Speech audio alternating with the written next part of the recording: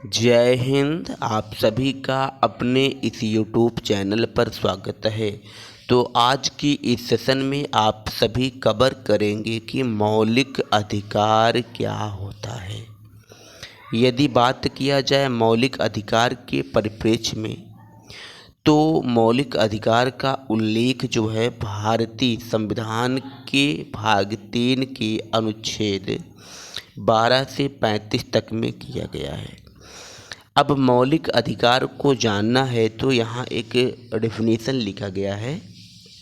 ऐसे अधिकार जिसकी अभाव में कोई व्यक्ति अपने व्यक्तित्व का विकास नहीं कर सकता, उसे मौलिक अधिकार कहते हैं। अब ये जो मौलिक अधिकार है तो इनके अन्य नाम क्या क्या हैं। मौलिक अधिकारों को जो है क्या कहा जाता है, मानवाधिकार कहा जाता है। मानवाधिकार कहा जाता है।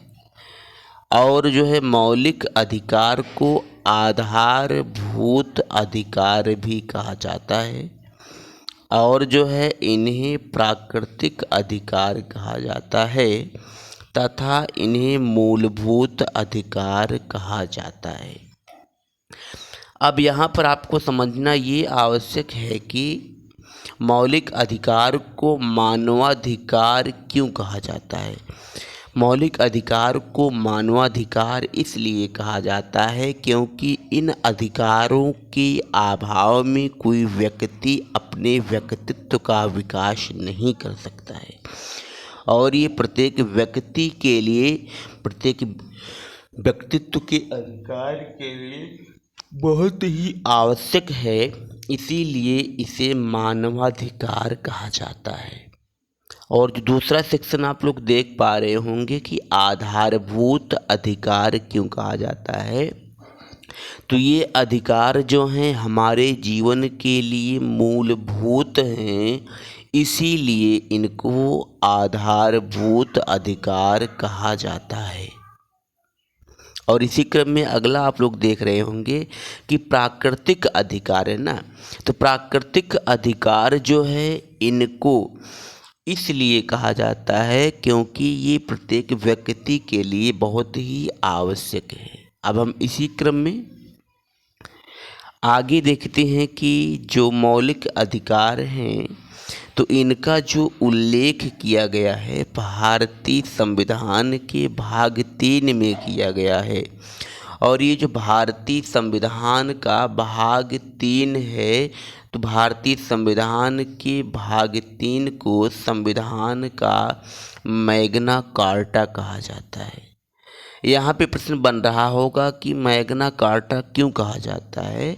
तो संविधान का मैग्ना कार्टा इसलिए कहा जाता है क्योंकि जो है 1215 की बात है, तो 1215 में ब्रिटेन के राजा थे। और ब्रिटेन के राजा थे शायद उस समय जॉन द्वितीय थे। और जॉन द्वितीय ने जो है वहाँ की जनता के लिए जो है कुछ अधिकारों की घोषणा की थी।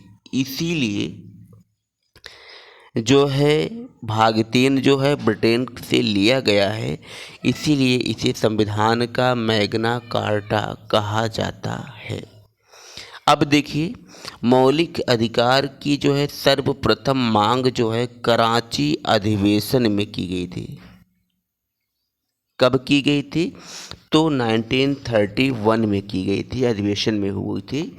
और जिसकी अध्यक्षता किसने किया था? तो सरदार वल्लभ भाई पटेल ने किया था। और यदि इसी क्रम में देखा जाए तो मूल संविधान में कुल 7 मौलिक अधिकार थे। लेकिन बाद में हुआ क्या, एक कॉन्स्टिट्यूशन अमेंडमेंट हुआ।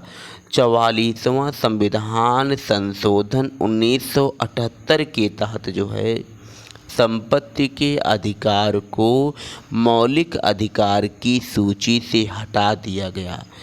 अब वर्तमान में देखा जाए तो जो संपत्ति का अधिकार है इसे संविधान के भाग 12 के अनुच्छेद 300 में जोड़ दिया गया है। और वर्तमान में जो संपत्ति का अधिकार है तो ये कैसा अधिकार है, तो विधिक अधिकार है, लीगल राइट है। इसी क्रम में अब हम नेक्स्ट देखते हैं कि जो मौलिक अधिकार होते हैं, तो साथियों कभी कभी आपके एग्ज़ाम में प्रश्न बनता है कि मौलिक अधिकार न्याय योग्य हैं कि नहीं हैं।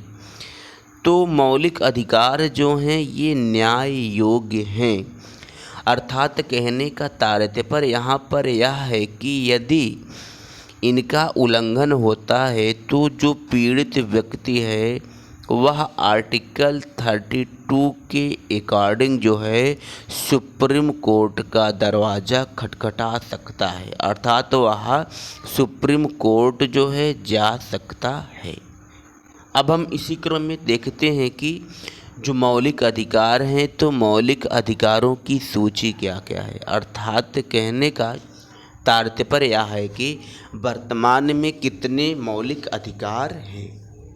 चलिए, जैसा कि इसमें देख पा रहे होंगे आप लोग, पहला कि जो पहला है, तो पहला क्या है, समता का अधिकार, या इसी को ही समानता का अधिकार कहा जाता है। तो समता या समानता के अधिकार का मतलब है राइट टू इक्वलिटी, और इनका उल्लेख संविधान के आर्टिकल 14 to 18 में किया गया है। और जो दूसरा राइट है वह है स्वतंत्रता का अधिकार, इनका उल्लेख आर्टिकल 19 से 22 में किया गया है, जिसे इंग्लिश में कहा जाता है राइट टू लिबर्टी। और इसी क्रम में अगला अधिकार है शोषण के विरुद्ध अधिकार है, जिनका उल्लेख आर्टिकल 23 से जो है 24 तक में किया गया है, जिन्हें क्या कहा जाता है, शोषण के विरुद्ध अधिकार कहा जाता है। शोषण के विरुद्ध अधिकार का मतलब यहाँ पे इंग्लिश में इसको क्या कहेंगे, आप लोग बताएं, थोड़ा सा इंग्लिश में क्या कहेंगे इसको। चलिए, इसी क्रम में देखते हैं, अगला है धार्मिक स्वतंत्रता का अधिकार, अनुच्छेद 25 से 28 तक में धार्मिक स्वतंत्रता के अधिकार का उल्लेख किया गया है। और अगला है संस्कृति एवं शिक्षा संबंधी अधिकार, अनुच्छेद 29 से 30 तक में है। और नेक्स्ट है संवैधानिक उपचारों का अधिकार। इस तरीके से आपने देखा कि वर्तमान में कुल मौलिक अधिकारों की संख्या 6 है। अब हम देखते हैं कि जितने भी आर्टिकल हैं सभी आर्टिकल को देख लेते हैं। तो यहाँ पे अनुच्छेद जो 14 है, जैसा कि देख पा रहे होंगे आप लोग, तो अनुच्छेद 14 में कानूनी समता का उल्लेख किया गया है। और कानूनी समता में देखा जाए तो इसमें जो है 2 शब्दों का प्रयोग किया गया है। पहला शब्द क्या है, विधि के समक्ष समता है, और दूसरा शब्द है विधि के समान संरक्षण। विधि के समक्ष समता जो नामक शब्दावली है, इसको ब्रिटेन के संविधान से लिया गया है। और जो विधि के समक्ष समता है, इसको अमेरिका के संविधान से लिया गया है। यहाँ पर यदि हम बात करते हैं कि विधि के समक्ष जो समता है, तो विधि के समक्ष समता का अर्थ क्या होगा, तो यहाँ इसका तात्पर्य ये है कि विधि के समक्ष जो हैं सभी समान हैं, ना कोई छोटा है ना कोई बड़ा है, और विधि जो है सभी के साथ समान बर्ताव करेगी, भेदभाव नहीं करेगी। और आप सभी को पता ही होगा कि न्यायालय में काली पट्टी बंधी जो न्याय के देवी की मूर्ति होती है, वहीं जो है विधि के समक्ष समता का अर्थ है, और इसी को ही कानून का शासन कहा जाता है। और यहाँ पर जो विधि के समान संरक्षण है तो इसका तात्पर्य ये है कि विधि जो है समानों के साथ समान व्यवहार करेगी और असमानों के साथ असमान व्यवहार करेगी। अर्थात कहने का तात्पर्य ये है कि विधि सभी को समान संरक्षण देगी, किसी के साथ भेदभाव नहीं करेगी। इस तरीके से आपने उपरोक्त में जो दोनों शब्दावलियों को देखा तो इसका यही तात्पर्य है कि विधि किसी के साथ भेदभाव नहीं करेगी। अब हम इसी क्रम में देखते हैं कि आर्टिकल जो 15 है इसमें क्या बताया गया है। तो आर्टिकल 15 में जो है भेदभाव की समाप्ति के विषय में बताया गया है। एंड ऑफ डिस्क्राइमिनेशन जिसे इंग्लिश में कहते हैं। और भेदभाव की समाप्ति का यहाँ तात्पर्य ये होगा कि जाति, लिंग, धर्म, मूल वंश, जन्म स्थान इत्यादि के आधार पर अब जो है विशेषाधिकार और भेदभाव नहीं किया जाएगा। अर्थात कहने का तात्पर्य यह है कि जो है किसी को सार्वजनिक स्नानागार में, पूजा गृहों में, मनोरंजन इत्यादि के उपभोग करने से अब नहीं रोका जाएगा। इसी क्रम में देखते हैं कि आर्टिकल जो 16 है तो आर्टिकल 16 में जो है अवसर की समता के विषय में बताया गया है। अर्थात इक्वलिटी ऑफ अपॉर्चुनिटी के विषय में बताया गया है।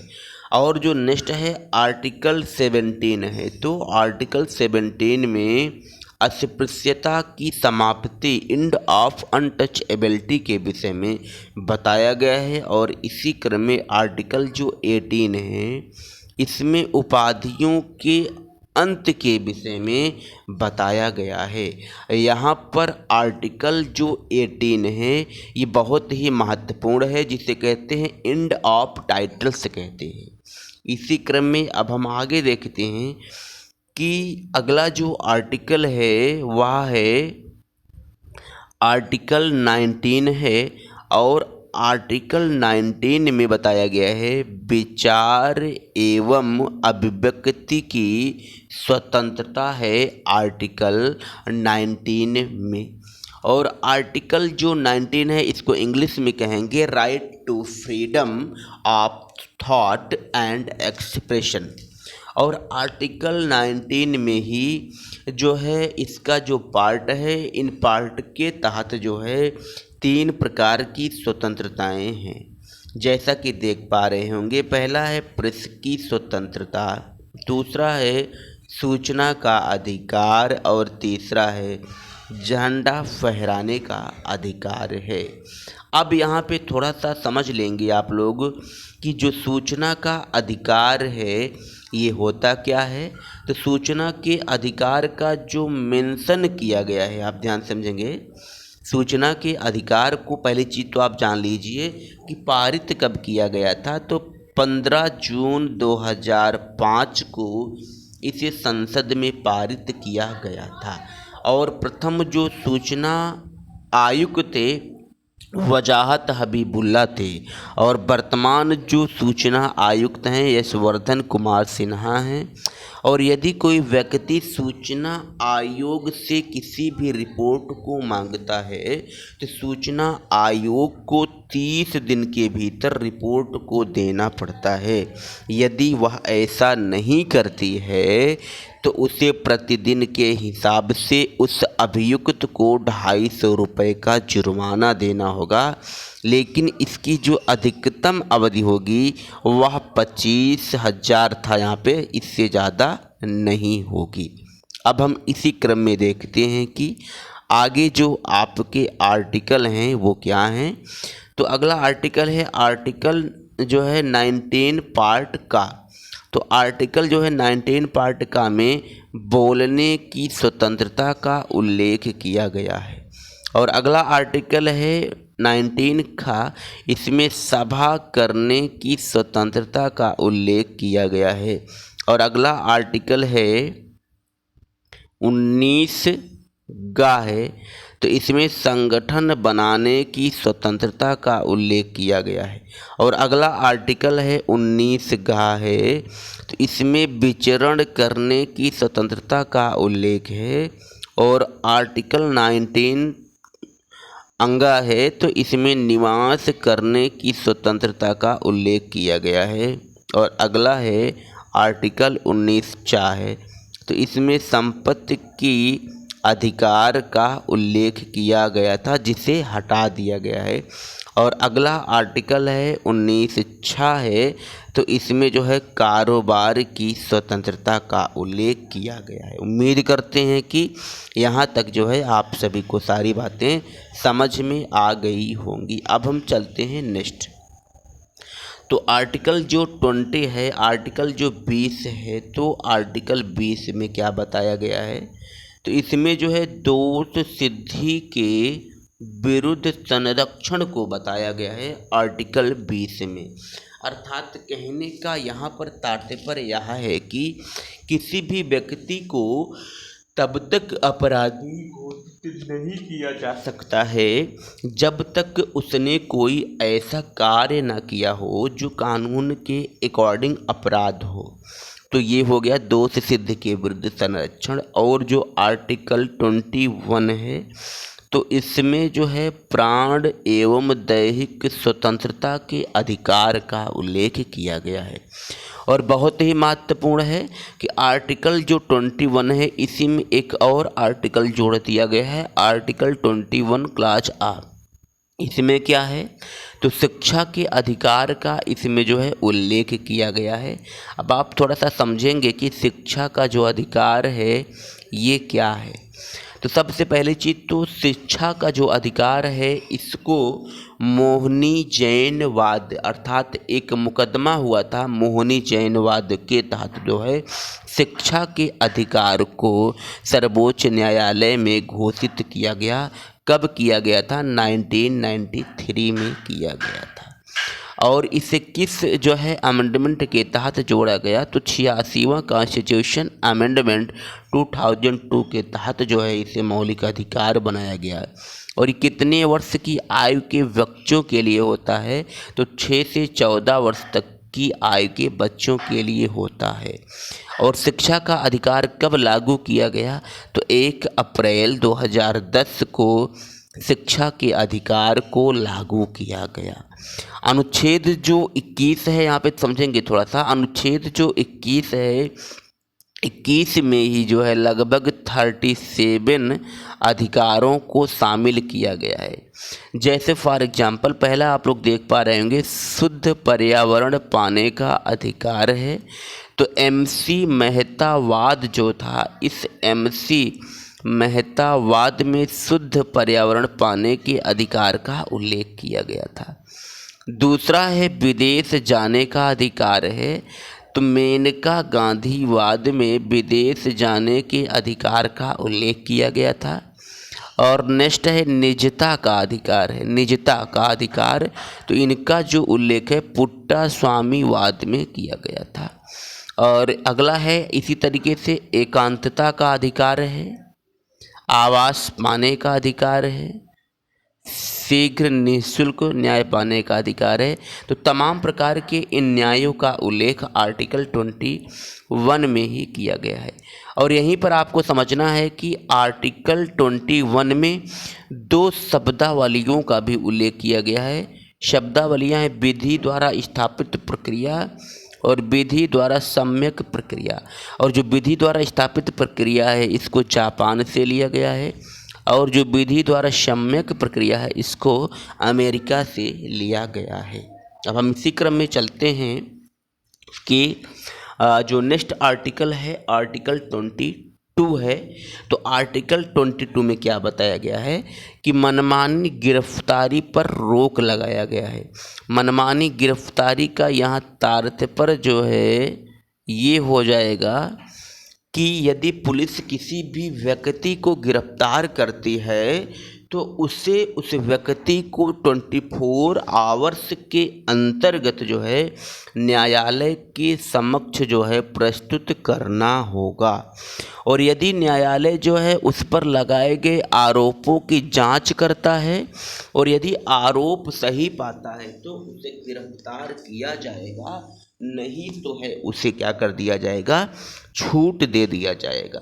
लेकिन जो विदेशी शत्रु होते हैं उनको ऐसा राइट नहीं दिया गया है। अब हम इसी क्रम में चलते हैं और नेक्स्ट आर्टिकल देखते हैं। तो आर्टिकल है 23। तो आर्टिकल 23 में बाल श्रम एवं मानव व्यापार पर प्रतिबंध लगाया गया है। और नेक्स्ट आर्टिकल है 24 है। तो आर्टिकल 24 में 14 वर्ष से कम आयु के बच्चों को जोखिम भरे कारखानों में लगाने से प्रतिबंध के विषय में बताया गया है। इसी क्रम में हम देखते हैं कि आगे जो आर्टिकल हैं 25 आप लोग देख पा रहे होंगे। आर्टिकल क्या है 25। तो आर्टिकल 25 में क्या है देखेंगे आप लोग थोड़ा सा। तो इसमें जो है धर्म परिवर्तन एवं अंतःकरण की स्वतंत्रता का उल्लेख किया गया है। और आर्टिकल 25 में ही जो है हिंदू शब्द की व्याख्या किया गया है। और हिंदू शब्दों में देखा जाए तो किन किन को शामिल किया जाता है। तो हिंदू जो शब्द है इनमें जो है बौद्ध, जैन और सिख समुदाय के लोगों को सम्मिलित किया जाता है। इसी क्रम में हम देखते हैं कि आर्टिकल जो नेक्स्ट है 26। तो आर्टिकल 26 में धर्म परिवर्तन आर्टिकल 26 में क्या है, धर्म प्रबंध की स्वतंत्रता का उल्लेख किया गया है। और आर्टिकल जो 27 है तो इसमें जो है किसी भी धर्मावलंबी को धार्मिक कर देने हेतु बाध्य नहीं किया जा सकता, इसका उल्लेख किया गया है। और जो नेक्स्ट आर्टिकल है 28 है। तो आर्टिकल 28 में कहा गया है कि सरकारी शिक्षण संस्थानों में धार्मिक शिक्षा पर प्रतिबंध लगाया गया है। और जो अगला आर्टिकल है 29 है। तो आर्टिकल 29 में बताया गया कि प्रत्येक अल्पसंख्यक को अपनी भाषा, लिपि एवं संस्कृति की खोज एवं बनाए रखने का जो है उसे अधिकार है। इसी क्रम में देखते हैं कि नेक्स्ट जो आर्टिकल है 30। तो आर्टिकल 30 में क्या बताया गया है कि प्रत्येक अल्पसंख्यक को अपनी मनपसंद के शिक्षण संस्थान खोलने का अधिकार है। और इसी क्रम में आर्टिकल जो 31 है, तो मैंने पहले एक्सप्लेन कर दिया था कि आर्टिकल 31 में संपत्ति के अधिकार का मेंशन किया गया था, जिसको हटा दिया गया है। अब हम देखते हैं कि आर्टिकल जो 32 है। तो आर्टिकल 32 में क्या बताया गया है, तो इसमें जो है संवैधानिक उपचारों के अधिकार का उल्लेख किया गया है। संवैधानिक उपचारों का जो अधिकार है ये जो है सबसे महत्वपूर्ण है। और डॉक्टर भीमराव अंबेडकर ने आर्टिकल 32 को ही संविधान के हृदय एवं आत्मा कहा था। और आर्टिकल 32 के अकॉर्डिंग ही जो है 5 प्रकार की रिट दायर करता है सर्वोच्च न्यायालय। यदि कोई व्यक्ति है और उनके मौलिक अधिकारों का हनन होता है तो आर्टिकल 32 के अकॉर्डिंग जो है वो जा सकता है, कहाँ बोलो, न्यायालय, सर्वोच्च न्यायालय जाएगा। और सर्वोच्च न्यायालय जो है 5 प्रकार की रिटियाँ दायर करता है। और ये रिटियाँ क्या क्या हैं आप थोड़ा सा ध्यान से देखेंगे। तो इसमें पहला है बंदी प्रत्यक्षीकरण। पहली जो रिट दायर करता है वो क्या है, बंदी प्रत्यक्षीकरण है ना, जिसे कहते हैं हैबियस कॉर्पस। और जो दूसरा रिट दायर करता है वो है प्रतिषेध, जिसे कहते हैं प्रोहाइप्शन। और जो तीसरा रिट है वो है उत्प्रेषण सर्टोरारी, जिसे कहते हैं। और नेक्स्ट है परमादेश मैंडमस, जिसे कहते हैं। और नेक्स्ट है अधिकार परीक्षा, जिसे कि वारंटो कहते हैं। अब बंदी प्रत्यक्षीकरण का तात्पर्य यहाँ पर ये होता है कि बंदी को सशरीर जो है न्यायालय में प्रस्तुत करो, बंदी को सशरीर जो है न्यायालय में प्रस्तुत करो। और प्रतिषेध का तात्पर्य होता है मना करने से, और उत्प्रेषण का अर्थ होता है मामले को ऊपर भेजो, और परमादेश का मतलब होता है कि हम आदेश देते हैं, और अधिकार परीक्षा का मतलब होता है कि आपने किस दायित्व से इस पद को लिया। अब यहीं पे थोड़ा सा समझेंगे कि बंदी प्रत्यक्षीकरण जो है ये किसके विरुद्ध दायर किया जाता है, तो पुलिस अधिकारी के विरुद्ध दायर किया जाता है। प्रतिषेध और उत्प्रेषण जो लेख होता है ये अधीनस्थ न्यायालयों के विरुद्ध जारी किया जाता है, और परमादेश और अधिकार परीक्षा का जो लेख होता है ये सार्वजनिक अधिकारियों के विरुद्ध जो है जारी किया जाता है। बहुत ही महत्वपूर्ण है। उम्मीद करते हैं कि यहाँ तक आप सभी को सारी बातें समझ में आ रही होंगी। अब हम इसी क्रम में देखते हैं कि आर्टिकल जो 32 है, तो आर्टिकल 32 को संविधान के हृदय एवं आत्मा कहा जाता है। और किसने कहा था, तो डॉक्टर V.R. अम्बेडकर ने कहा था। और ये जो है बहुत ही महत्वपूर्ण है, आप इसको अच्छे से कवर कर लेंगे। अब हम इसी क्रम में चलते हैं कि अगला जो है टॉपिक क्या है। देखिए, आपातकाल में जैसे इमरजेंसी लगता है, तो इमरजेंसी के दौरान यहाँ पर देखा जाए तो जो अनुच्छेद 20 हैं और जो अनुच्छेद 21 हैं, इनको छोड़कर के जो है आपके सारे अधिकार को निलंबित कर दिया जाता है। अब हम इसी क्रम में देखते हैं कि अनुच्छेद जो 33 है, अनुच्छेद 33 में क्या बताया गया है, जैसा कि स्क्रीन में देख पा रहे होंगे। तो अनुच्छेद 33 में बताया गया है कि संसद जो है सार्वजनिक अधिकारियों जैसे सशस्त्र बलों, अर्धसैनिक बलों, खुफिया एजेंसी, पुलिस बल एवं अन्य के मूल अधिकारों पर प्रतिबंध लगाया जा सकता है। और जो अगला आर्टिकल है 34, इसमें बताया गया है कि संसद यदि किसी विशेष क्षेत्र में मार्शल लॉ, जिसे कहते हैं सेना विधि लागू है, तो वहाँ के नागरिकों के मौलिक अधिकारों पर प्रतिबंध लगाया जा सकता है। इसी क्रम में अब हम देखते हैं कि मौलिक अधिकारों पर संरक्षण कैसे है ना। तो मौलिक अधिकारों पर यदि संरक्षण की बात किया जाए, तो आर्टिकल जो 12 है, आर्टिकल जो 13 है, इसमें क्या बताया गया है, तो अनुच्छेद 12 जो है, अनुच्छेद 12 में राज्य की परिभाषा बताई गई है। अनुच्छेद 13 में विधि की परिभाषा बताई गई है। उम्मीद करते हैं कि यहाँ तक आप सभी को सारी बातें समझ में आ गई होंगी। अब हम इसी क्रम में देखते हैं कि अनुच्छेद जो 35 है, अनुच्छेद 35 में क्या बताया गया है। तो अनुच्छेद 35 में कहा गया है कि संसद जो है अस्पृश्यता के निवारण के लिए कानून बना सकती है। जैसे आपको पता था कि अस्पृश्यता का उल्लेख आर्टिकल 17 में किया गया था, तो आर्टिकल 17 से रिलेटेड जो है एक्ट पारित कर सकती है आर्टिकल 35 के अकॉर्डिंग पार्लियामेंट। और संसद ने जो है अस्पृश्यता निवारण अधिनियम जो है 1955 पारित किया था।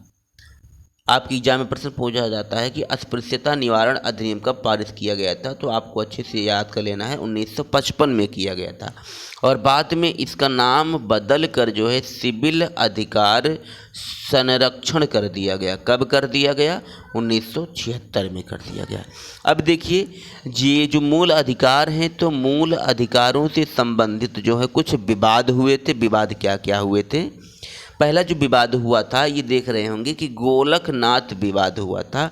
और ये जो विवाद हुआ था 1967 में हुआ था। और इसमें न्यायालय ने ये कहा कि मौलिक अधिकार में अमेंडमेंट नहीं किया जा सकता है। और इसके बाद जो है एक केशवानंद भारतीवाद जो है 1973 में हुआ था। और इसमें न्यायालय ने ये कहा कि मौलिक अधिकार में तो संशोधन किया जा सकता है, लेकिन मौलिक ढांचे जो बेसिक स्ट्रक्चर्स हैं उनमें संशोधन नहीं किया जा सकता। इसी क्रम में बाद में जो है मिनर्वा मिल्स वाद 1980 में हुआ था और इसमें जो है केशवानंद वाद की पुष्टि की गई थी। अब हम इसी क्रम में देखते हैं कि मौलिक अधिकार जो हैं ये किनको प्राप्त है ना, किसको किसको मौलिक अधिकार प्राप्त होते हैं। देखिए, पहली चीज़ तो नागरिक होते हैं और दूसरी चीज़ विदेशी होते हैं। तो जो नागरिक होते हैं, जो इंडियंस होते हैं, इंडियन को सभी अधिकार प्राप्त हैं, सभी मौलिक अधिकार। और जो विदेशी होते हैं तो विदेशियों को सिर्फ जो है अनुच्छेद 14 प्राप्त हैं और अनुच्छेद 14 के बाद जो है 20 से 28 तक प्राप्त हैं। उम्मीद करते हैं कि यहाँ तक जो है आप सभी को सारी बातें समझ में आ गई होंगी।